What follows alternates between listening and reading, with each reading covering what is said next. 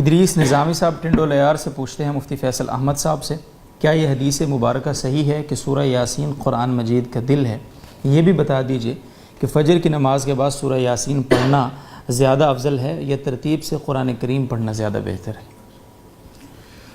دو سوال انہوں نے کیے ہیں۔ پہلا سوال ان کا یہ ہے کہ سورہ یاسین قرآن کریم کا دل ہے یا نہیں، یہ مضمون جو ہے صحیح حدیث سے ثابت ہے یا نہیں۔ اس سے بھی پہلے میرے خیال میں ایک سوال کا ایک ادب میں عرض کر دوں، وہ یہ کہ جو احکام ہوتے ہیں شریعت کے، اس کے لیے جو حدیث ہوتی ہے وہ صحیح بھی ہو سکتی ہے، حسن بھی ہو سکتی ہے، اور اگر کوئی فضیلت کی بات ہو حدیث کے اندر تو وہ صحیح حدیث بھی قابل قبول ہوتی ہے، حسن بھی قابل قبول ہوتی ہے،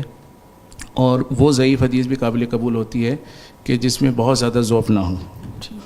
تو جب سوال کیا جائے تو صحیح کی قید لگا کے سوال نہ کیا جائے، جیسے بہت سے لوگ پوچھتے ہیں کہ یہ چیز قرآن میں ہے یا نہیں، گویا کہ قرآن میں نہیں ہوگی تو پھر نہیں مانیں۔ تو یہ ایک ادب ہے سوال کا کہ جو مسئلہ ہے اس کی نوعیت کو دیکھتے ہوئے یہ پوچھا جائے کہ کیا یہ حدیث قابل احتجاج، یعنی اس سے حکم لگ سکتا ہے یا نہیں لگ سکتا، اور یہ فضیلت کے باب میں قبول کی جا سکتی ہے یا نہیں کی جا سکتی۔ تو اب ان کا سوال یہ بنے گا کہ کیا یہ حدیث فضیلت کے باب میں قبول کی جا سکتی ہے یا نہیں کی جا سکتی۔ تو یہ حدیث جو ہے امام ترمذی رحمۃ اللہ علیہ نے یہ جامع ترمذی میں نقل کی ہے، پھر اس کو غریب کہا ہے، اس کے بعد پھر متعدد طرق اس کے ذکر کیے ہیں، اور پھر ان طرق کے آخر میں اس پر ذوف کا حکم لگایا۔ تو حاصل تو یہی نکلا کہ امام ترمذی رحمۃ اللہ علیہ کے نزدیک یہ ضعیف ہے، لیکن متعدد طرق سے ثابت ہے، اور میں نے عرض کیا کہ اگر ضعیف حدیث متعدد طرق سے ثابت ہو تو وہ قابل قبول ہوتی ہے فضیلت کے باب میں۔ پھر امام ترمذی رحمۃ اللہ علیہ نے جو کتاب العلل کے اندر اپنی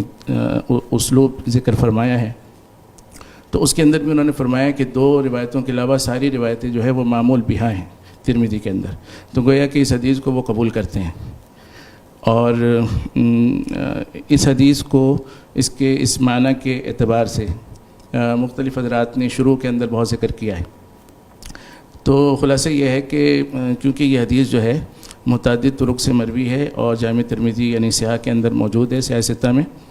اور اگرچہ ذوف کا حکم لگایا گیا ہے لیکن ذوف کے حکم کے باوجود بھی اس کو قبول کیا جاتا ہے،